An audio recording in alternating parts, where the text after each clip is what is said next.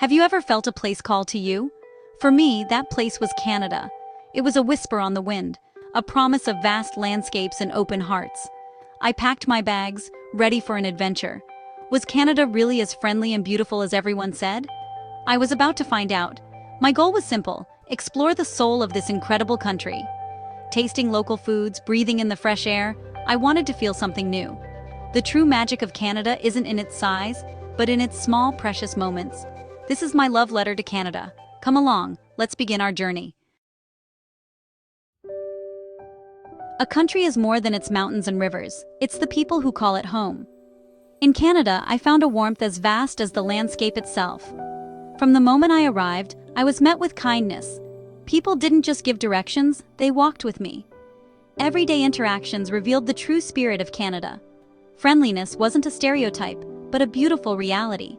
I remember an afternoon in a small Ontario town, sitting in a park when Isabel, a local, joined me on a bench. We talked for over an hour, sharing laughter and stories about her family, her love for gardening, and her favorite bakery.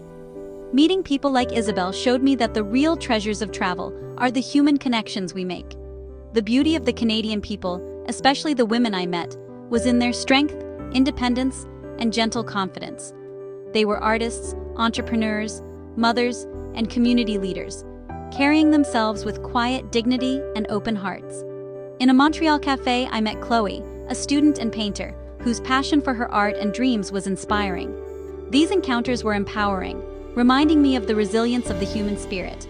Each person I met added a new layer to my understanding of the country. They recommended hidden gems, cozy restaurants, and scenic trails not found in any guidebook. The people of Canada are its greatest masterpiece. Their kindness and welcoming spirit turned a simple trip into a collection of cherished memories. These connections became the heart of my Canadian journey. They invited me into their world, even for a brief moment, and made my experience so much richer. Canada's true beauty lives in its people. Traveling in a country as vast as Canada might seem expensive, but I was determined to do it on a tight budget. My challenge: experience as much as possible with just $600. I prioritized experiences over expensive accommodations, staying in hostels and using house-sitting platforms. Hostels were clean, safe, and full of people sharing tips, a resource for any budget traveler. For transportation, I chose long-distance buses and ride-sharing, letting the journey become part of the adventure. I packed snacks and a reusable water bottle, saving money and reducing waste. For food, I embraced local grocery stores, making simple picnics, and occasionally treating myself to local specialties like poutine or butter tarts. Many of the best things in Canada are free: hiking in parks, exploring cities on foot, and visiting museums on free admission days. My budget didn't limit my adventure, it enhanced it. Being resourceful helped me connect more deeply with my surroundings. I found joy in the simple, beautiful things Canada offers in abundance. As an American, I thought I knew what to expect from Canada. I was wonderfully wrong.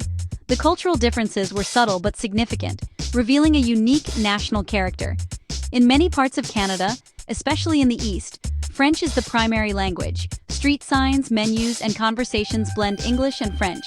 Canadian currency is colorful and playful, with loonies and toonies making everyday transactions feel special. The pace of life is refreshingly calm. People value work-life balance and take time for real conversations. Shops in small towns close early, and no one seems in a frantic rush.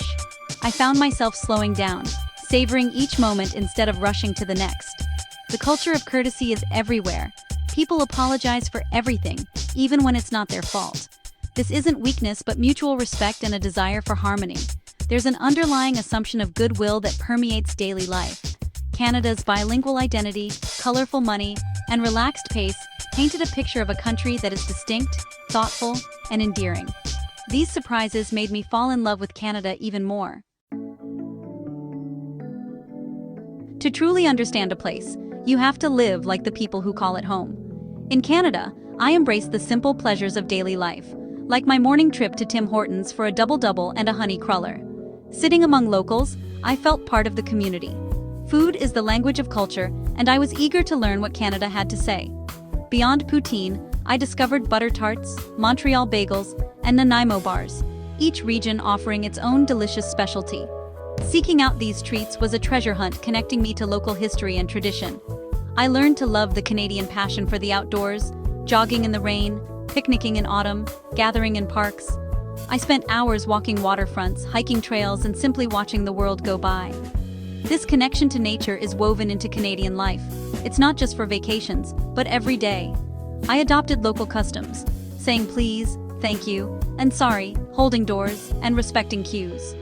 These small acts of courtesy create a pleasant, respectful environment. Living like a local wasn't about changing who I was, but opening myself to a new way of being.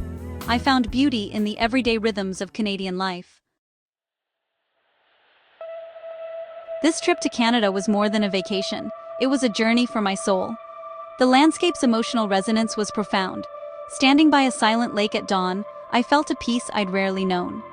Canada's scale puts your worries in perspective, reminding you you're part of something much larger. The beauty wasn't just in grand vistas, but in small details. A red maple leaf on a sidewalk, colorful houses in a fishing village, children's laughter in a city park. I learned to walk with my eyes and heart wide open, ready to receive beauty everywhere. Adventure isn't always about adrenaline. Sometimes it's about quiet observation and deep appreciation. Traveling by bus through Quebec at sunset, I felt overwhelming gratitude and connection to the place and its people. My heart was full. Pure happiness, the kind travel gives you and you carry home. This journey changed me, opening my mind and reminding me of the kindness of strangers. Canada's beauty is in its spirit, peaceful, respectful, and quietly strong. It's a country that whispers its virtues, if you listen closely. Sometimes, the most transformative journeys are the ones we take within ourselves, inspired by the beauty we find outside. As my Canadian adventure ended, a gentle sadness washed over me. I stood at the border, heart full of memories, Isabel's smile, a butter tart, a sunset over a still lake. Canada was no longer just a country on a map, it had become part of my story.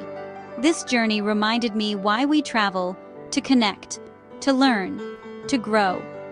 I came with $600 and curiosity. I left with renewed faith in people and a deeper appreciation for simple wonders. You don't need a lot of money for a rich, meaningful experience, just an open mind and a willingness to connect.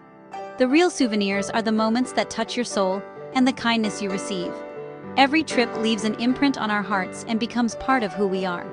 I hope my story inspires you to explore, whether across the border or in your own backyard.